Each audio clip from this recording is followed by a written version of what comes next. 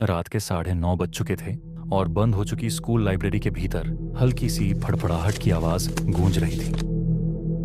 चौकीदार दार अमना क्यों एक आखिरी बार ताला चेक करने आया था, लेकिन जैसे ही वह गलियारे के अंधे हिस्से में पहुंचा उसने देखा लाइब्रेरी के सबसे पुराने कोने में रखी एक मोटी किताब के पन्ने अपने आप पलट रहे थे, किसी अदृश्य हाथ की तरह, धीरे धीरे, लगातार। वह कोना हमेशा सबको अजीब लगता था। दीवारें थोड़ी नम, हल्की सी गंध और एक सन्नाटा जो बाकी लाइब्रेरी से अलग था। अमन का दिल तेज चलने लगा, लेकिन उसकी नज़र किताब से हट ही नहीं रही थी। ऐसा लग रहा था जैसे कोई उस किताब में कुछ ढूंढ रहा हो, बेचैनी से, जैसे कोई वापस वहीं लौट आया हो जहां से कभी गया ही नहीं था। और उस कोने में अंधेरा और गाढ़ा होता जा रहा था। अमन ने कदम बढ़ाया और उसी पल लाइब्रेरी की पुरानी लकड़ी की शेल्फ हल्के से कर्कश स्वर में हिली, जैसे किसी भारी चीज ने उसे धक्का दिया हो। अमन के पैरों में झंझनाहट दौड़ गई। उसे याद आया, स्कूल के टीचर महीनों से बताते थे कि इस हिस्से में किताबें अक्सर फर्श पर बिखरी मिलती हैं, लेकिन किसी ने इसे मजाक समझकर नजरअंदाज कर दिया था। धीरे धीरे अमन ने पिछले हफ्ते का वह अनुभव याद किया जब वह रात में लाइब्रेरी बंद करते समय इसी जगह से एक ठंडी सांस जैसी हवा महसूस कर चुका था।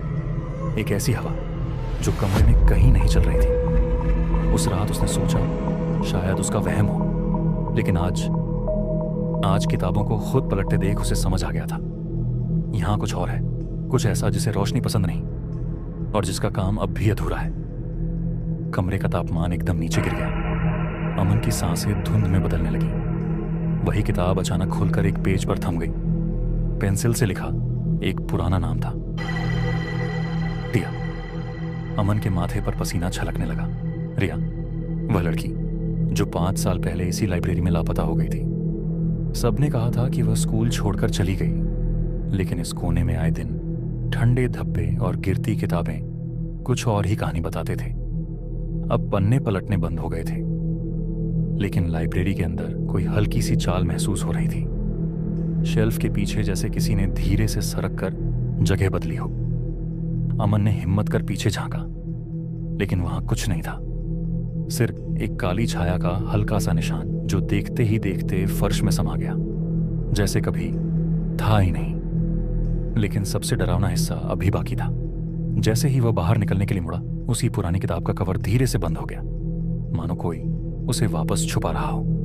और कवर के पीछे बहुत हल्की आवाज में फुसफुसाहट उभरी, ऐसी जैसे कोई कह रहा हो, वो अभी भी यहां है। उस रात के बाद अमन ने लाइब्रेरी के उस कोने को कभी नहीं छुआ, पर हर रात उसी समय वहां मौजूद किताबों के पन्ने अब भी खुद ब खुद पलटते हैं, जैसे कोई अब भी अपनी कहानी पूरी करने की कोशिश में है।